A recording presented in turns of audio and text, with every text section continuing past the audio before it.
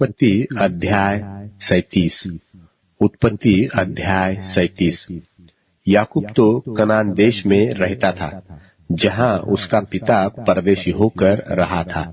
और याकूब के वंश का वृत्तांत यह है कि यूसुफ 17 वर्ष का होकर अपने भाइयों के संग भेड़ बकरियों को चराता था, और वह लड़का अपने पिता की पत्नी बिल्हा और जिल्पा के पुत्रों के संग रहा करता था, और उनकी बुराइयों का समाचार अपने पिता के पास पहुंचाया करता था।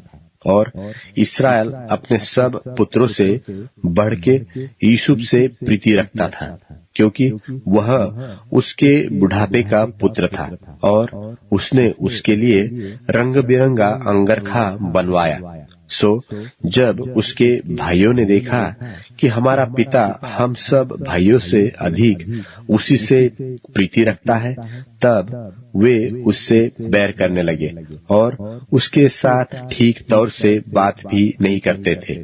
और यूसुफ ने एक स्वप्न देखा और अपने भाइयों से उसका वर्णन किया। तब वे उससे और भी द्वेष करने लगे, और उसने उनसे कहा, जो स्वप्न मैंने देखा है सो सुनो। हम लोग खेत में पुले बांध रहे थे, और क्या देखता हूँ कि मेरा पुला उठकर सीधा खड़ा हो गया। तब तुम्हारे पुलों ने मेरे पुलों को चारों तरफ से घेर लिया और उससे दंडवत किया। तब उसके भाइयों ने उससे कहा, क्या सचमुच तू हमारे ऊपर राज्य करेगा? व सचमुच तू हम पर प्रभुता करेगा?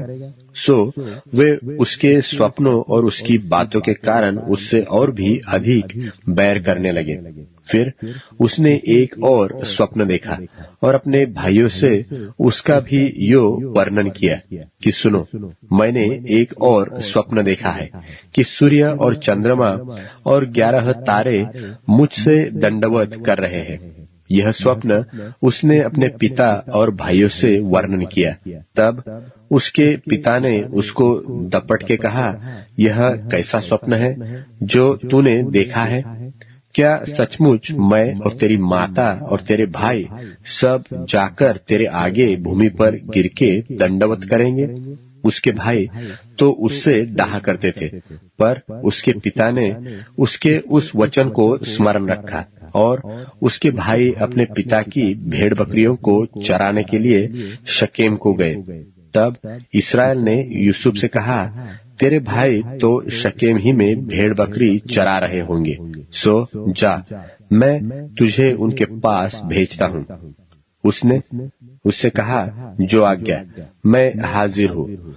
उसने उससे कहा, जा, अपने भाइयों और भेड़ बकरियों का हाल देखा कि वे कुशल से तो है, फिर मेरे पास समाचार ले आ। सो उसने उनको हेब्रोन की तराई में विदा कर दिया, और वह शकेम में आया। और किसी मनुष्य ने उसको मैदान में इधर उधर भटकते हुए पाकर उससे पूछा, तू क्या ढूंढता है? उसने कहा, मैं तो अपने भाइयों को ढूंढता हूँ। कृपा कर मुझे बता कि वे भेड़ बकरियों को कहाँ चरा रहे हैं। उस मनुष्य ने कहा, वे तो यहाँ से चले गए हैं, और मैंने उनको यह कहते सुना कि आओ हम दोतान को चले। सो यूसुफ अपने भाइयों के पास चला और उन्हें दोतान में पाया, और जो ही उन्होंने उसे दूर से आते देखा तो उसके निकट आने के पहले ही उसे मार डालने की युक्ति की। और वे आपस में कहने लगे, देखो, वह स्वप्न देखने वाला आ रहा है, सो आओ हम उसको घात करके किसी गड्ढे में डाल देंगे, और यह कह देंगे कि कोई दुष्ट पशु उसको खा गया। फिर हम देखेंगे कि उसके स्वप्नों का क्या फल होगा। यह सुन के रूबेन ने उसको उसके हाथों से बचाने की मनसा से कहा, हम उसको प्राण से तो न मारे। फिर रूबेन ने उनसे कहा, लोहू मत बहाओ, उसको जंगल के इस गड्ढे में डाल दो और उस पर हाथ मत उठाओ। वह उसको उनके हाथ से छुड़ाकर पिता के पास पहुंचाना चाहता था। सो ऐसा हुआ कि जब यूसुफ अपने भाइयों के पास पहुंचा, तब उन्होंने उसका रंग बिरंगा अंगरखा जिसे वह पहने हुए था उतार लिया और यूसुफ को उठाकर गड्ढे में डाल दिया। वह गड्ढा तो सूखा था और उसमें कुछ जल न था। तब वे रोटी खाने को बैठ गए और आंखें उठाकर क्या देखा कि इश्माएलियों का एक दल ऊंटों पर सुगंधी द्रव्य, बलसान और गंधसर लादे हुए गिलाद से मिस्र को चला जा रहा है।